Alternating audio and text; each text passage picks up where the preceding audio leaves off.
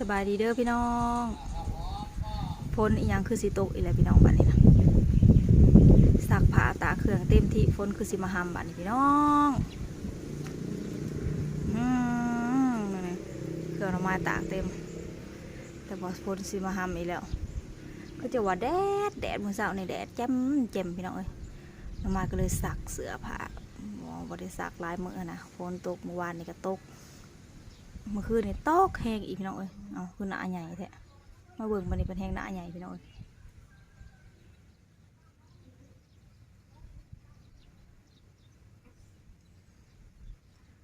มืดฝนมาอีกแหละบาดแดดบาดมืดพี่น้องเอ้ยลูกหญ้าหอดบ่แล้วหอนแห้งสิไปหาอาบน้ำซะก่อนแหละหอนพี่น้องเอ้ยหอนฝนสิตกนี่แหละลูกหญ้าออกแต่เบี้ยอันพระอิตูฝนตกมาใส่แล้วก็แตกเบี้ยพี่น้องเอ้ยออกเบี้ยออกเต็มอยู่ค่ะมีแต่หญ้าเต็มอยู่ก็เลยลุกก็ยังบ่แล้วหอนแห้งสิไปหาอาบน้ำซะก่อนในขากับหญ้ากับว่าอะไรลุกหญ้าก็ไล่พี่น้องทมดินว่าสิบ่มีหญ้าก็ยัง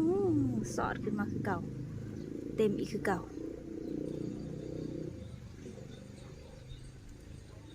แฟนใครไม่รู้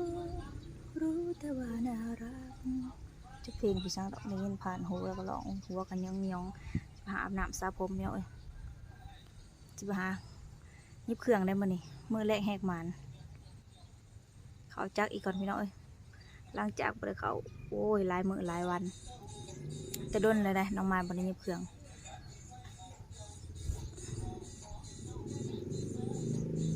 เป็นวัดบวมในกระโตแล้วก็บนนี้พี่น้องเจ็บคอไปซักยาจังเศร้าเจ็บคอก็ได้กินยาก็เมื่อยกินพี่น้องหมอบอกว่าคันบ่ซักยาบ่เศร้าแต่ซักมาเข็มเดียวบ่พอคำเศร้าพี่น้องโอ้ยสั่งเป็นสมราคายาก็บ่มันสิถือเด้อ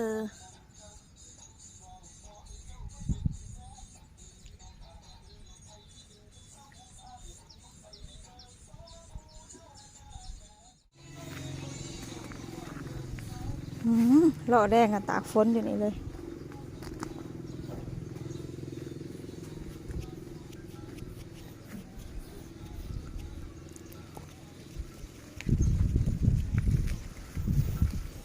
นี่หัวที่คือออกมาใหม่พี่น้องในอันนี้บอลน้องไม้ปลูกพักไปแล้วนี่จากแดนกลางตัวนี้ออกมาเข่งพี่คือหัวออกมาพี่น้องพอใหญ่ก็ไม่ใหญ่แล้วสิปลูกหญ้าให้งัวเขาก็คือออกมาอีกเข่งหนึ่งกว้างบ้านี่จากขอบเฟืองมานี่ก็ใหญ่เติบพี่น้องยังหกอยู่เพราะว่ายังบ่ทันละกวาดพอดีเขาคือหัวออกมาเขาว่าทันละเมียนได้มัดอีกยังค่ะพี่น้องได้บอลเฮือนเก่าบอลทีมากออกไปเห็ดเทียงนานี่เลยเพิ่นกระซิมากออกไปเพิ่นกระซิทันละเมียนอีกยังดีเด่นก็ขันหัวเอาทางนี้เศษหัวสวนพักพี่น้อง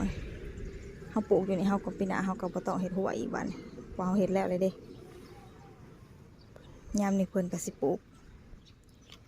กหญ้าใส่พี่น้องปลูกหญ้าให้งัวเปิ้ลเอาไม้คัดผู้ใดหัวเพิ่นยาวเติบงัว30กิน30ปลูกพ่อใหญ่เราหมักปลูกหญ้าปลูกข้าพี่น้อง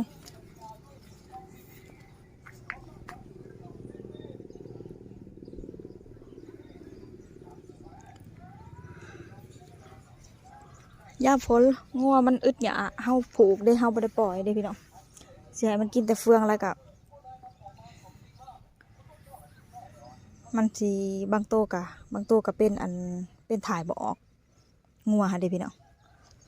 มันกินเฟืองลายค่ะเด้เฮาก็ต้องให้มันกินหญ้านำเพราะไงเราก็เลยปลูกหญ้าน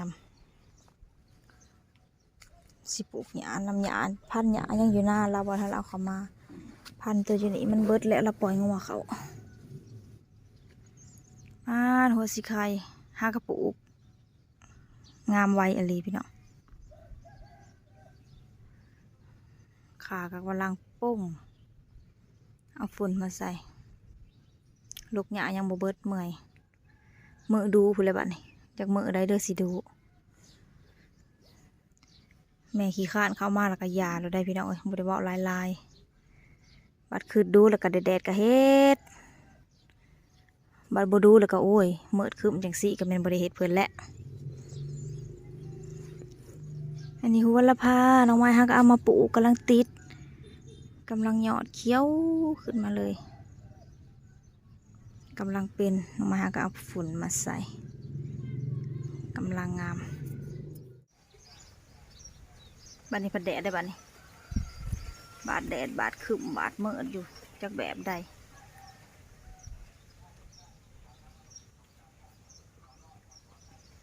คนกำลังเริ่มหวานเขาพี่น้องซุ่มใหญ่ๆก็ยอดเอาเบิดแต่ประเห็ดหลายปีนี่ปุ๋ยแพงน้ำมันก็แพงยอดเอาแต่พอได้กินพี่น้องประเห็ดหลายคือเก่า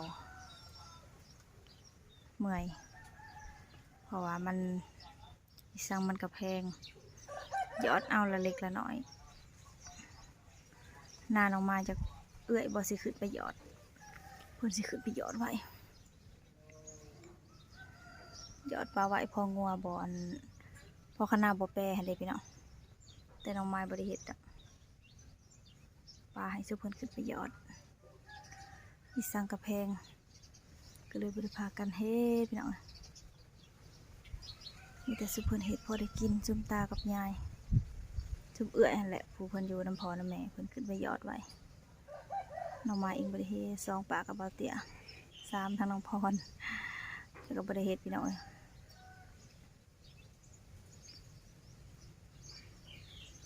บริเฮ็ดหลายปีแล้ว